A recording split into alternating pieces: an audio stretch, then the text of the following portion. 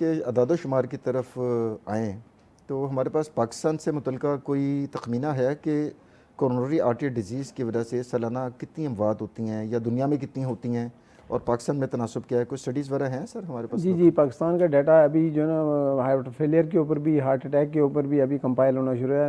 NICVD Karachi में जो registry programme भी स्टार्ट किया है उन्होंने।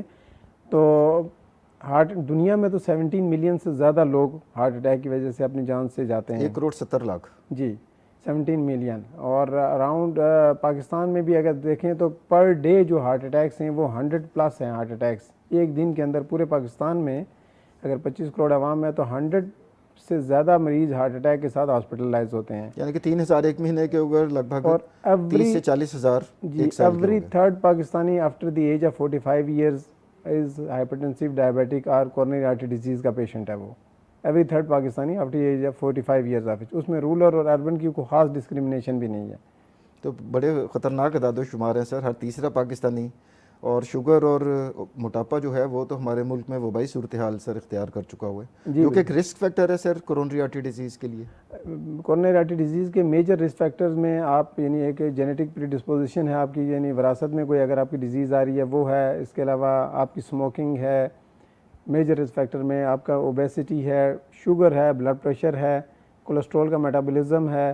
फिर उसके बाद मेल जेंडर में ये ज़्यादा होती है। ठीक है, कुछ चीज़ें ऐसी इसमें मॉडिफाई कर सकते हैं आप इनको। जो तो मेल्स में सर क्या मर्दों में स्ट्रेस या जहनी तनाव ज़्यादा होता है, इस वजह से भी ये भी कोई कंट्रीब्यूटिंग फैक्टर हो सकता है? एक एज तक फीमेल्स को प्रोटेक्शन होती है 55 ईयर एज तक। एज 55 के बाद मेल और फीमेल का रिस्क दोनों का बराबर हो जाता है।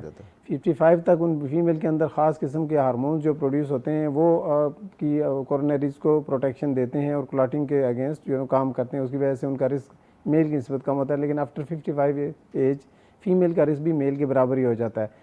तो ये नहीं, जैसे मैंने बताया कि मेजर रिस्क फैक्टर्स के अलावा भी कुछ माइनर रिस्क फैक्टर्स भी हैं, या फिर जो न्यू मॉडर्न रिस्क फैक्टर्स जिनको कहा जाता है, जिस तरह इन्वायरमेंटल पोल्यूशन है, स्ट्रेस है, मल्टीटास्किंग यानी वर्कलोड का ज़्यादा होना है, बेवक्त खाना, बेवक्त सोना, और ये सब्सटेंस अब्यूज़ जो आपका यूनिवर्सिटीज़ में बहुत कॉमन हो रहा है। इसमें भी ये जो न्यू रिस्क फैक्टर्स हैं, कुछ नॉवल रिस्क फैक्टर्स भी हैं जिनके ऊपर अभी स्टडीज़ हो रही हैं, जिस तरह CRP लेवल्स हैं, होमोसिस्टीन लेवल्स हैं, जीन की म्यूटेशंस हैं, तो फिब्रिनोजन लेवल्स हैं। ये सारी रिस्क फैक्टर जो है ना यंग एज में हार्ट अटैक करा सकते हैं। हमारे यहाँ कन्वेंशनल जेन में होता है कि जो बड़े रिस्क फैक्टर हैं जिस तरह शुगर, BP, और एक एज के बाद जाके किसी बंदे को हार्ट की तकलीफ होनी है, तो ये पैटर्न अब चेंज हो चुके हैं। जो हमारे रिसेंट डाटा है इसमें आप देखें पाकिस्तान के डाटे में भी लेस देन 30 ईयर्स में भी लोगों को हार्ट अटैक के मरीज़ आ रहे हैं यहाँ पे। एग्जैक्टली। तो ये भी नहीं, एज भी कोई नहीं, वो एक रिस्क फैक्टर ज़रूर है, कंट्रीब्यूटरी फैक्टर ज़रूर है। लेकिन अब जो है डिजीज़ का पैटर्न चेंज हो गया, डिजीज़ की एसोसिएशन चेंज हो गई, उसके रिस्क फैक्टर्स भी चेंज हो गए हैं। अभी जो इन्वायरमेंटल रिस्क फैक्टर्स भी हैं, सब्सटेंस अब्यूज़ है, मॉडर्न लाइफ की जो अपने लाइफस्टाइल की चेंजेस की जो प्रॉब्लम्स आ रहे हैं, उसकी वजह से ये हार्ट की बीमारी वक्त से पहले आ रही है। और ये क्लॉट बर्डन जो है ना, ये एंजियोग्राफीज़ में हम देखते हैं कि क्लॉट बर्डन का जो पैटर्न, पहले एक जो एथेरोस्क्लेरोसिस था, कोलेस्ट्रॉल डिपोजिशन, और ये प्रोग्रेसिव फिनोमेना के तहत एक डिजीज़ डेवलप होती थी और वक्त के साथ सिम्टम देती थी और एक टाइम के बाद, एज के बाद जाके तकलीफ होती थी। लेकिन ये जो क्लॉटिंग है इसमें ये स्पॉन्टेनियस, अब्रप्ट और अनएक्सपेक्टेड हो सकती है। जो लोथड़े बन सकते हैं शरीयानों के अंदर।